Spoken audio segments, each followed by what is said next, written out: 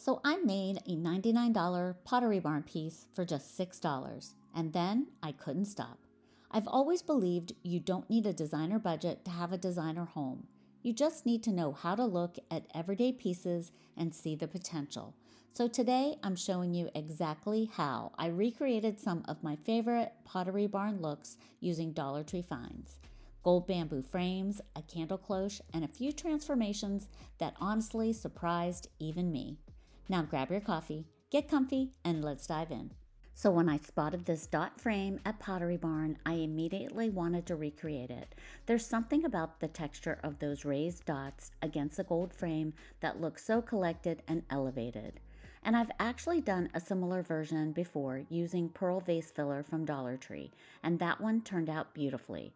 This time I wanted to try something different and see if I could get even closer to the Pottery Barn look. I found these thumbtacks at Dollar Tree, and honestly, the moment I saw them, I thought, that's it. I grabbed a pack along with this gold frame and went to work. Now, I'm not gonna lie, at first it was a little bit of a struggle getting them in, but once I slowed down and used the leverage from my silicone mat, pushing them down with steady pressure, they went in perfectly every time. And I did run out of tacks before I finished, so I filled in the last two spots with some of my pearl fillers, and honestly, they were the exact same size, so you'd never know.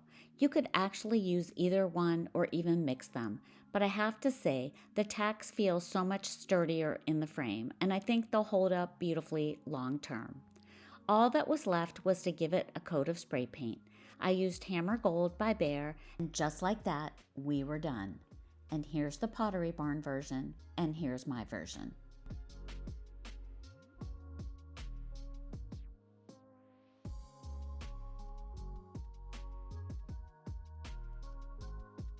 These little birds I have a soft spot for. I actually made them over in a previous video to look like stone, and I loved how they turned out. But when I saw Pottery Barn's brass decorative birds, a set of 3 for $129, I thought I have to try this. One bird from Dollar Tree is $1.25, so for $3.75 you can create the whole set, but I only wanted one. And here's where the project almost ended up in the trash. You see, I sprayed them gold first, and because they're made of velvet, they just absorbed the paint and turned brown. So I tried hand painting them instead, and somehow they got even darker. But I had a light bulb moment, so I pulled out the Mod Podge and gave them a good coat and let them dry completely. Then I went in with some enamel gold craft paint, and I honestly couldn't believe how they turned out. The surface finally had something to grab onto, and the gold just popped. Sometimes the projects that almost don't make it in the end up being the best ones. And here's the Pottery Barn version, and here's my version.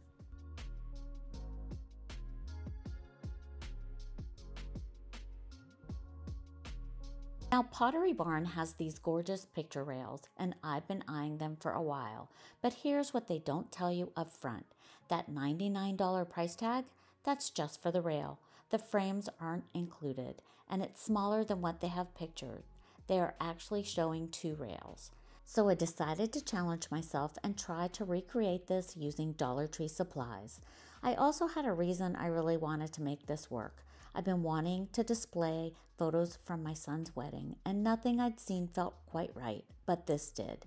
And Dollar Tree has these black frames with white mats that look so similar to the Pottery Barn ones.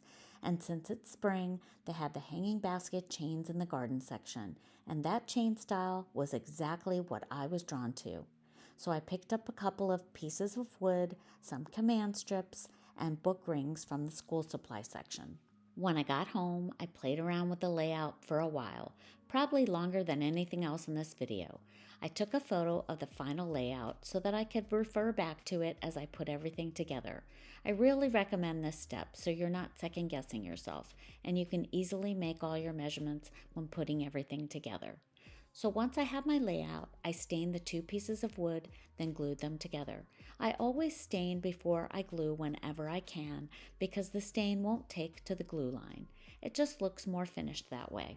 Now for the hardware detail. I wanted strips wrapping around the wood to mimic the metal hardware on the Pottery Barn version. I had some faux leather vinyl in my stash from Crafter Square. I'm not sure if they carry it anymore, and if you can't find it, you could use craft sticks painted black and cut to fit around the board, or pick up some faux leather ribbon from Amazon, which is pretty inexpensive. With both options, you'll still get a very similar look.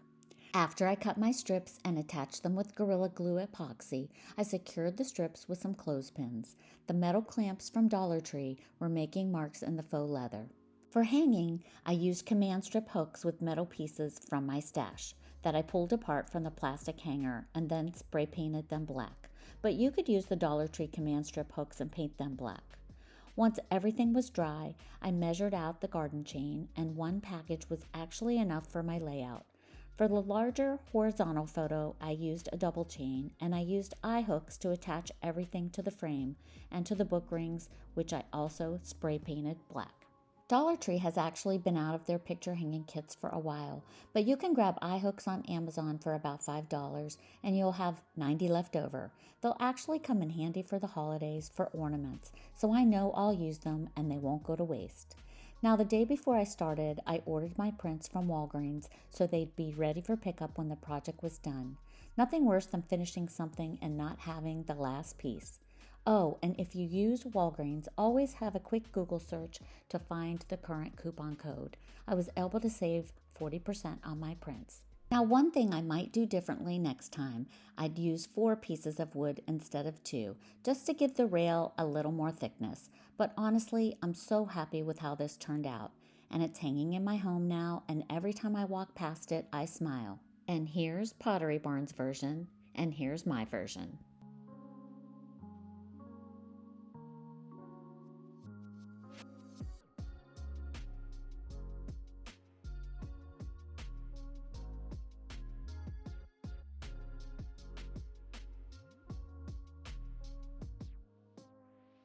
So my last trip to Dollar Tree, I noticed these melamine trays.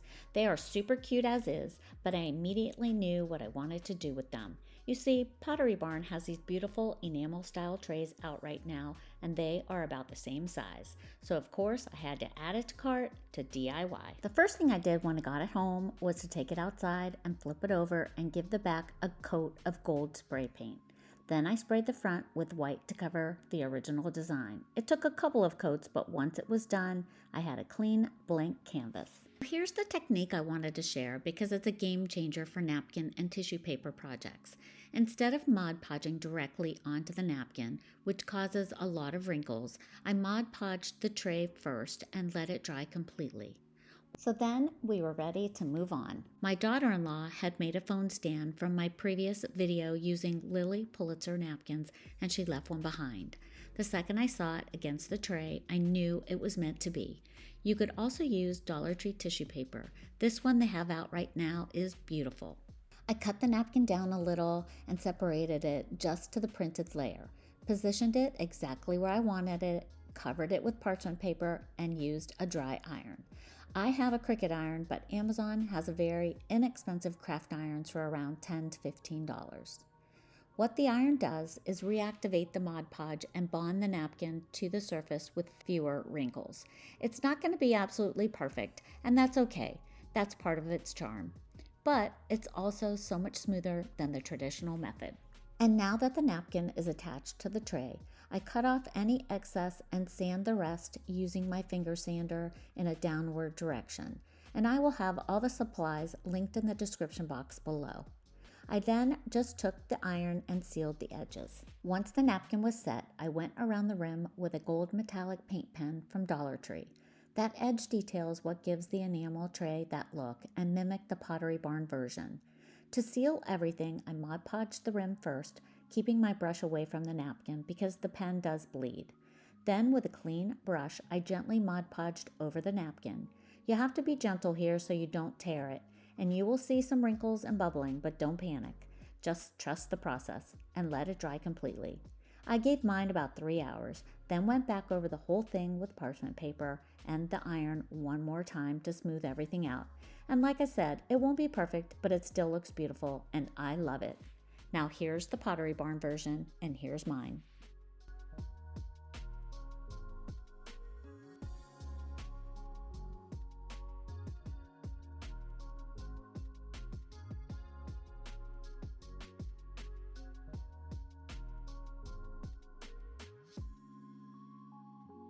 Now, Pottery Barn does these beautiful candle cloches, and I've been obsessed with them.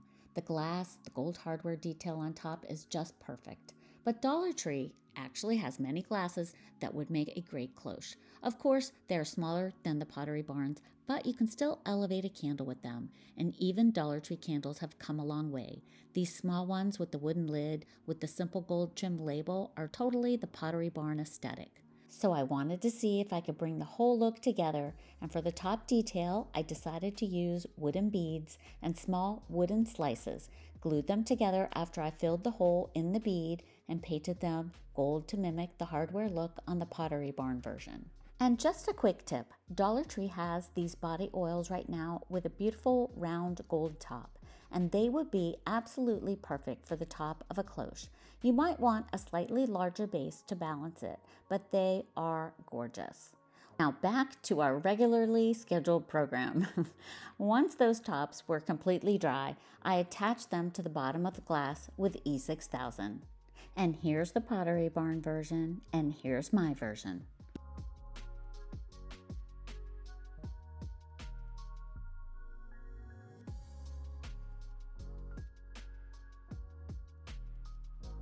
Now this next one I couldn't believe.